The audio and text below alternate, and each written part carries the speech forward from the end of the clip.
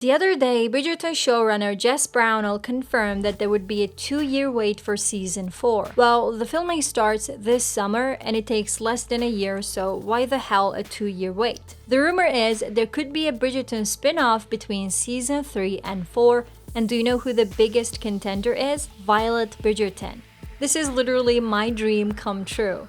There are 2 other contenders, Portia Featherington and Lady Danbury, but you'll see why Violet is more likely to have her own spin-off show. Let's talk about it. For some people, the Queen Charlotte prequel was the best thing that happened to the Bridgerton universe. Some people even put it above the Bridgerton seasons. The show turned out to be a great success as well, so it's only normal for Netflix and Shonda Rhimes to plan another spin-off. Between Bridgerton season 2 and season 3, there was a 2-year wait, and what did we get during that wait?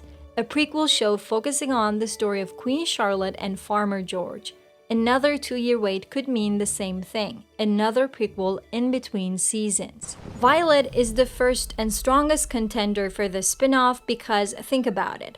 Her love story with Edmund basically set the entire Bridgerton dynasty. And for season after season, we have been watching her talk about how great a love story she had with Edmund and how passionate their love was. She would mention Edmund as the air she would breathe. That's how much she loved him. The same goes for Edmund. Even though we only saw him briefly on the show, his love for Violet was quite obvious even within those short minutes. In season 3, Violet contrasted her love for Edmund with what Francesca and John have, which was a more of slow-burning and quiet kind of love. Whereas what Violet and Edmund had was loud, passionate, and hot. Wouldn't you want to see that? Queen Charlotte also showed us the weird family dynamic young Violet had. Her mother was something, and her father was so kind towards her but basically cheated on his wife with Lady Danbury.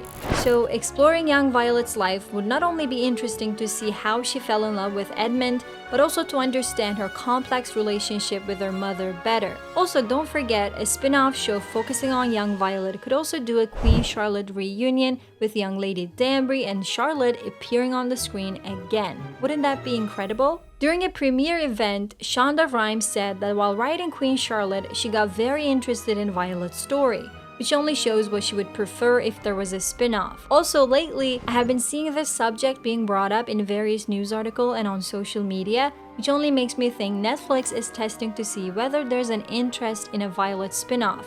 Well, let me tell you, Netflix, yes, there is. Yet, there are other characters that can have their own spin-offs. One of them is Portia Featherington. A story about how she came to be the person she is now would be amazing in my opinion. We know that she didn't end up in a love match. She married Baron Featherington for most likely social climbing purposes, but we don't know how much of that was a result of her parents' pressure. I have a feeling that Portia had a big heartbreak in the past before she married into the Featherington household. Perhaps she fell in love with a man who was of lower rank.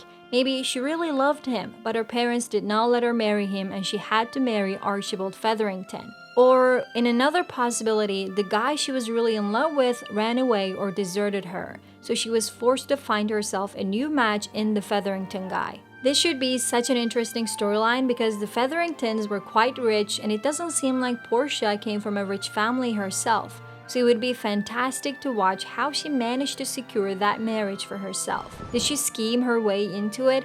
Were there other forces involved? Because we know that their marriage was obviously not lovey-lovey like the Bridgerton marriage.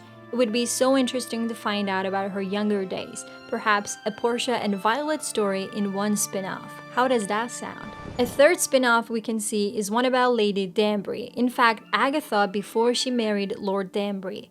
You might say we already know how her story ends. The same goes for Portia and Violet, but not every story should have a happy ending. So as a viewer, I'm okay with getting my heart broken.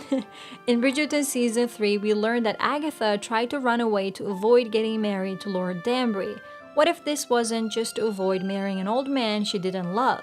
What if she was actually running away with another man she actually fell in love with? Lady Danbury was really angry with Marcus because he helped his father find Agatha. Now, this anger was ridiculous to preserve for all of those years because Marcus was only 10 years old when all this happened.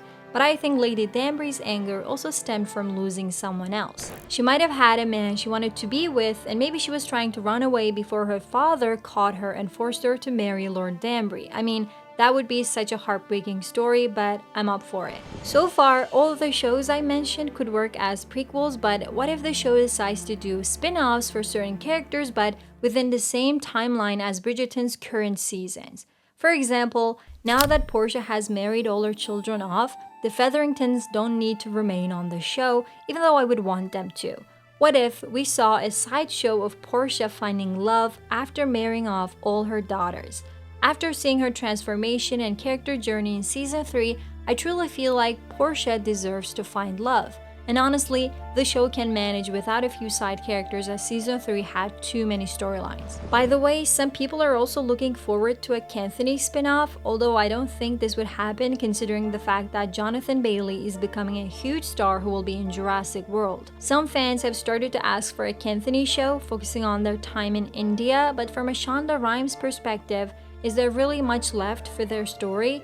We know they get a happy ending, they are married, they have their child now. It looks like fans just want to see more of Kate and Anthony. I understand them, but I don't think it's necessary. Watching Violet and Edmund's story would be more interesting and exciting. What do you think? Which spin-off should happen? Tell me your thoughts in the comments below. Don't forget to like, share, and subscribe. I love you so much. See you soon.